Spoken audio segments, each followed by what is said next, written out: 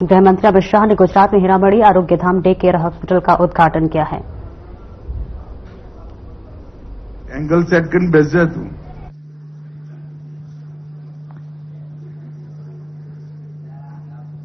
આજે જન સહાયક ટ્રસ્ટ દ્વારા સંચાલિત હીરામણી આરોગ્યધામના ઉદ્ઘાટનનો કાર્યક્રમ બીજા નોરતાના દિવસે નરહરિભાઈએ આયોજિત કર્યો છે। રાજનીતિમાં ઉતાર ચઢાવ ઘણા બધાના જીવનમાં આવે, નરહરિભાઈના જીવનમાં પણ આવ્યા, પરંતુ સતત કાર્યરત રહી કોઈને કોઈ માધ્યમથી સમાજની સેવા કરવી, લોકોની સેવા કરવી અને સમસ્યાઓનું નિરાકરણ કરવું બહુ ઓછા લોકો કરી શકતા હોય છે। નરહરિભાઈ, તમે એને સાતત્યપૂર્ણ તરીકે પહેલા ક્રિકેટ એસોસિએશનના માધ્યમથી ગુજરાતભરના ખેલાડીઓને સારી માળખાકીય સુવિધાઓ ઊભી કરવી, પછી શિક્ષાના સાથે સ્કૂલના માધ્યમથી જોડાઈ લગભગ 4000 બાળકોને સારું શિક્ષણ, ન કેવળ શિક્ષણ, બાળકોના સર્વાંગીણ વિકાસ માટે તમે પ્રયત્ન કર્યો। ઘરડા ઘર પોતાના વતનની અંદર આ હોલ બનાવવાનો, અન્નપૂર્ણા ટ્રસ્ટ અનેક ગતિવિધિઓ સાથે જોડાયા પછી અંતે માતા પિતાની સ્મૃતિમાં આ હીરામણી આરોગ્યધામનું નિર્માણ એ ખૂબ અભિનંદનીય અને જેના માટે નરહરિભાઈને અભિનંદન આપવા પડે એવી ગતિવિધિ છે। આપણે સૌ જાણીએ છીએ કે ફાસ્ટ જીવન, પ્રદૂષણયુક્ત વાતાવરણ અને જમીન પણ પ્રદૂષિત થઈ, પાણી પણ પ્રદૂષિત થયું, અંતતોગતવા શરીર પર અસર પડી અને એ વખતે અનેક પ્રકારના એવા જિદ્દી રોગો જેની લાંબી સાતત્યપૂર્ણ ટ્રીટમેન્ટની જરૂર પડે, અનેક પ્રકારની થેરેપી, ડાયાલિસિસ, ફિઝિયોથેરેપી જે રોજે રોજ કરી ધીરે ધીરે ધીરે એક લાંબા નુકસાનમાંથી શરીરને બહાર લાવવાની જરૂર પડે, એને ટકાવવું પડે અને ફરીવાર પહેલા જેવી અવસ્થામાં લાવવું પડે અને આ બધી ટ્રીટમેન્ટ અત્યંત મોંઘી, ગરીબો માટે, મધ્યમ વર્ગના લોકો માટે અને ગ્રામીણ ક્ષેત્ર માટે અલભ્ય અને ઉપલબ્ધતા પણ ઓછી। આ બધી વસ્તુઓનું ધ્યાન રાખી નરહરિભાઈએ હીરામણી આરોગ્યધામ અહીંયા બનાવ્યું અને આજે એનું ઉદ્ઘાટન થયું। વરુણે વર્ણન કર્યું ત્યાં સુધી દોડધામમાં હું ખરેખર કશું વાંચી નતો શક્યો। એ વખતે ખબર પડી કે કેટલી કમ્પ્લીટ ચિંતા સાથે, એક સંપૂર્ણ ચિંતાના ભાવથી દરેક પ્રકારની લાંબા ગાળાની ટ્રીટમેન્ટ અને થેરેપીને આવરી લઈ આ હીરામણી આરોગ્યધામની બનાવવાનો વિચાર નરહરિભાઈએ કર્યો છે। નરહરિભાઈ, ખરેખર તમને અને તમારા પરિવારજનોને અને ટ્રસ્ટીઓને ખૂબ ખૂબ અભિનંદન અને શુભેચ્છાઓ। મિત્રો, લગભગ આઝાદીના 70 વર્ષ સુધી જન સુખાકારીના ક્ષેત્રમાં આરોગ્યને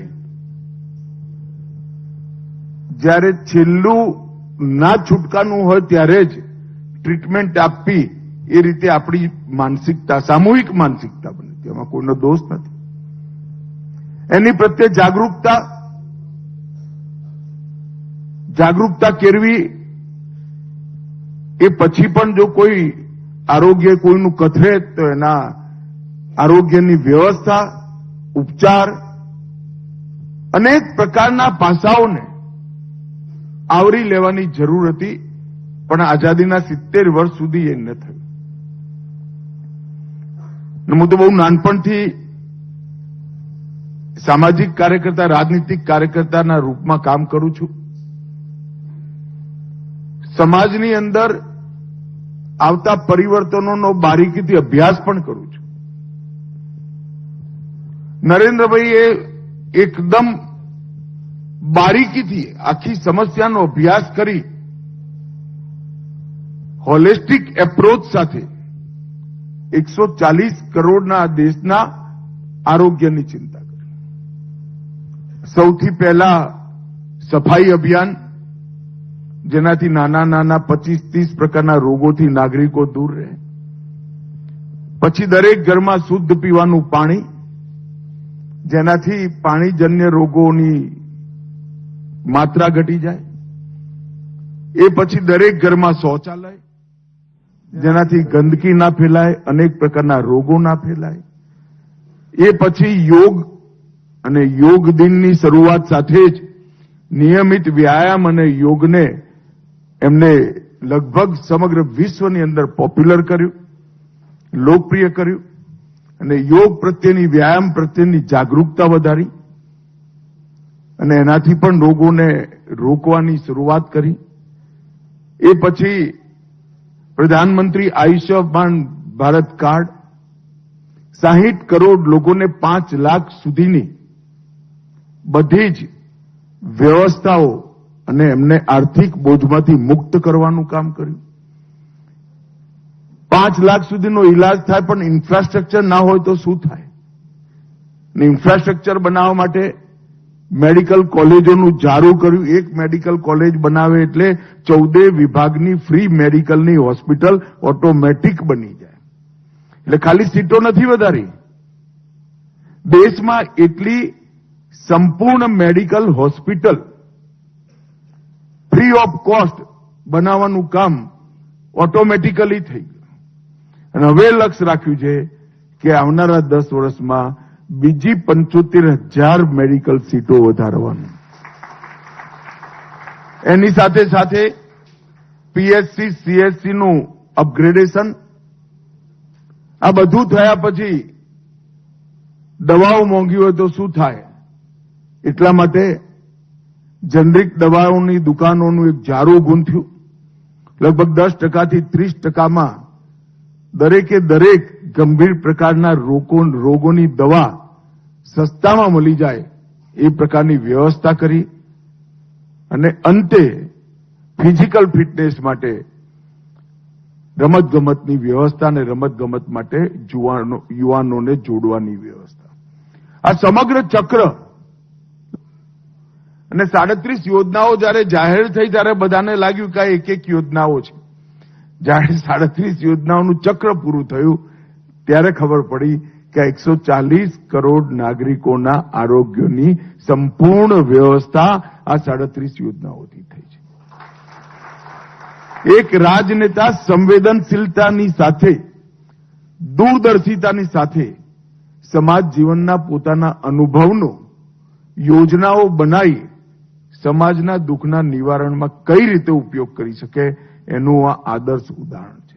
આવું અનેક ક્ષેત્રોમાં થયું છે અને કેટલીય ચીજો છે. હું અત્યારે ગણાવવા જઉં તો 2 કલાક લાગે. ના મારી જોડે ટાઈમ છે, ના તમારી જોડે ટાઈમ છે.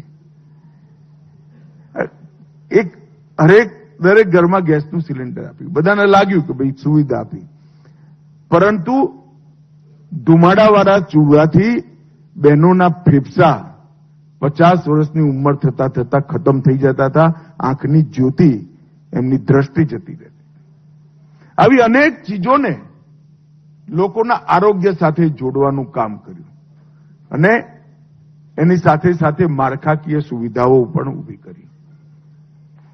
આજે ઇન્ડોર પેશન્ટ તરીકે અનેક પ્રકારની સુવિધાઓ દેશની અંદર ઉપલબ્ધ છે, પણ રોજ લેવાની ટ્રીટમેન્ટ, જેમ ભૂપેન્દ્રભાઈએ કહ્યું કે કિડનીનો રોગ હોય ને ડાયાલિસિસ લેવું પડે, નિયમિત લેવું પડે, એની દિવસોના અંતર પણ ઘટતા જાય જ્યાં સુધી કિડની ટ્રાન્સપ્લાન્ટ ના થાય ત્યાં સુધી.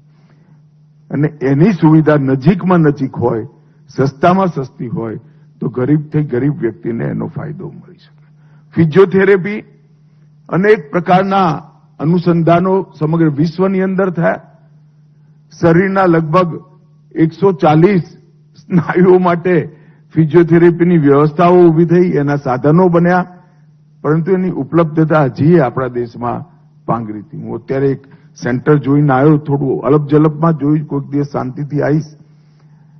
પરંતુ નરહરીભાઈએ અલભ્ય હોય એવા ફિઝિયોથેરાપીના સાધનો અને બધી થેરેપીના સાધનો બહુ જ સસ્તા દરે લોકોને ઉપલબ્ધ થાય એવી વ્યવસ્થા કરી છે.